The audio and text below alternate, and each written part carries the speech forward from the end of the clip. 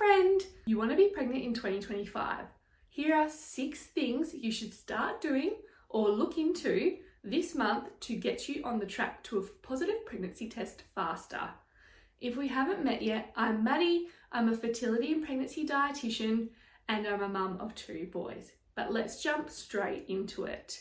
Number 1, book in with your doctor to get a comprehensive blood test. And this is looking at whether you have any nutritional deficiencies that could be impacting on your chances of getting and staying pregnant.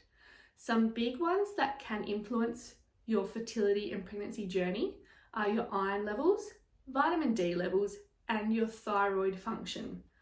You can also check your hormone levels, and from a male point of view, potentially checking his levels too, because it does take 2 to tango, and his nutritional levels as well as any underlying medical conditions can impact your chances of getting pregnant. Now, if you find yourself in a situation where your doctor won't run some of these tests for you, there are a range of options in 2025 to pay privately to investigate the options yourself. Some options I can think of top of mind is a website such as iScreen in Australia, and you can order all different blood tests through that. If you are wanting to check your AMH levels, which is potentially like your ovarian reserve in women, you can now even do an at-home test for that. And one company I have seen do that is called Fertility. And there is also even an at-home sperm analysis test that you can do now. And I can't quite remember the name of that company, but I'll link it in the description below. So with these tests, this just gives you a great baseline to see what you need to work on and if there's anything underlying that could prevent you from getting pregnant or really slow down your success rates. And there's some simple things that we can do. For instance, if it's your iron levels, we can get some supplementation in place as well as optimizing your diet. Number 2, for the women, I would highly recommend commencing a good quality prenatal multivitamin before getting pregnant. This will ensure that you have the baseline levels of many of the important nutrients to help you get pregnant, as well as in those early pregnancy days. And we want to look for a high quality prenatal because it does matter what type of nutrient they have used in the formulation.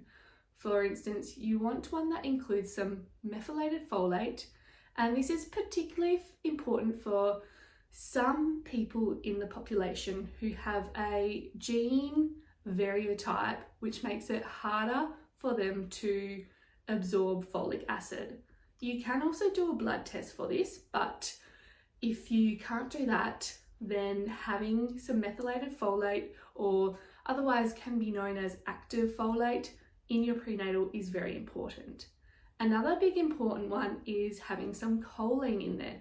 More and more research is coming out about how it is similar to folate and has been coined to be folate's cousin in sorts.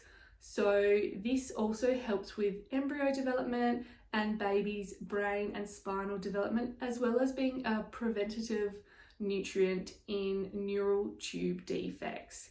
So if you would like to know more information about the different nutrients and the type of nutrient we want to look for in prenatals, I do have a free download available. I'll link it in the description, and it is all around choosing a prenatal vitamin. So it gives you a little bit of insight into some of the nutrient names to look out for. Number 3 would be to start focusing on a fertility-friendly diet.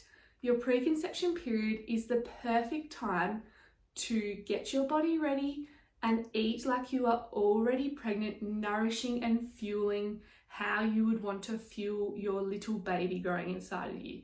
Because if you're depleted, then the baby, when it's growing, is just going to deplete you further. Some big important nutrients and foods to start focusing on that come to mind straight away are omega-3 fatty acids. and also making sure you're getting enough energy, protein, as well as the host of the micronutrients as well.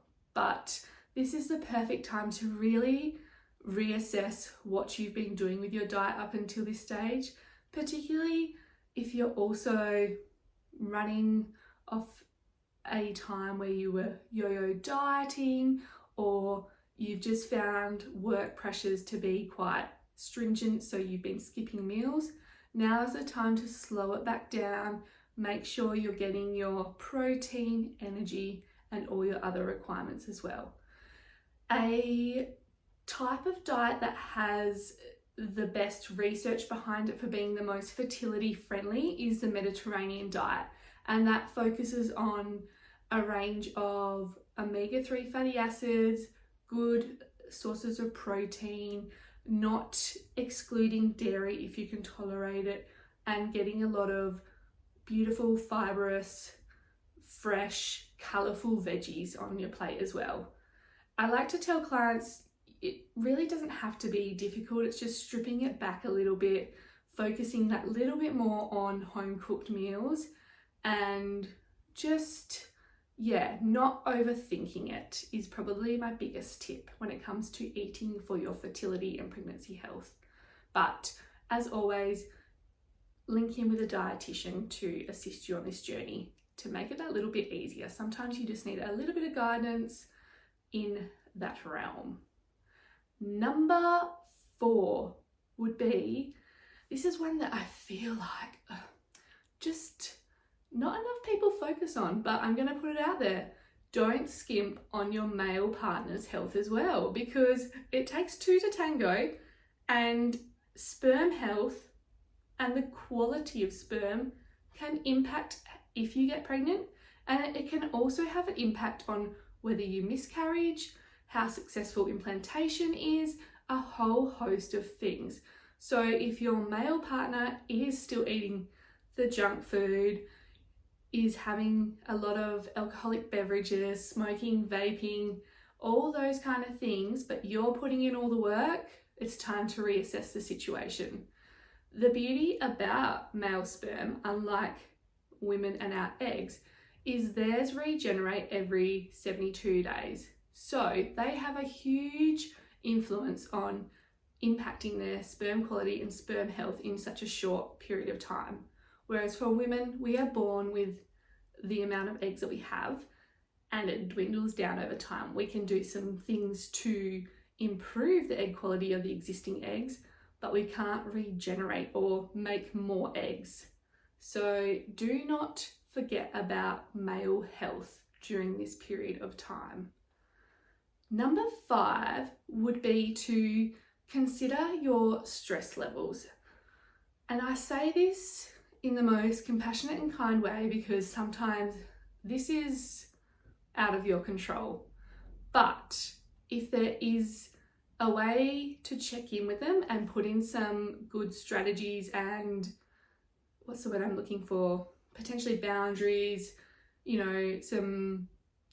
some strategies to cope with stress during this time, because getting pregnant can sometimes be a bit of a journey, and then it sets you up well for, if you're managing stress before pregnancy, you'll be more likely to be able to handle the many hurdles that come along the way and into parenthood. But the preconception period is a real good time to analyze your coping mechanisms, make a little bit more time for self-care, and just check in with what works for you, what doesn't, whether you potentially need to get a little bit of extra help or counselling. It's a good time to start, making those connections. And number 6 would be increase joyful movement. And I say joyful movement because if you don't enjoy the exercise you're doing, it's not going to be consistent, it's not going to be long lasting, and it's not going to be something that makes you feel good.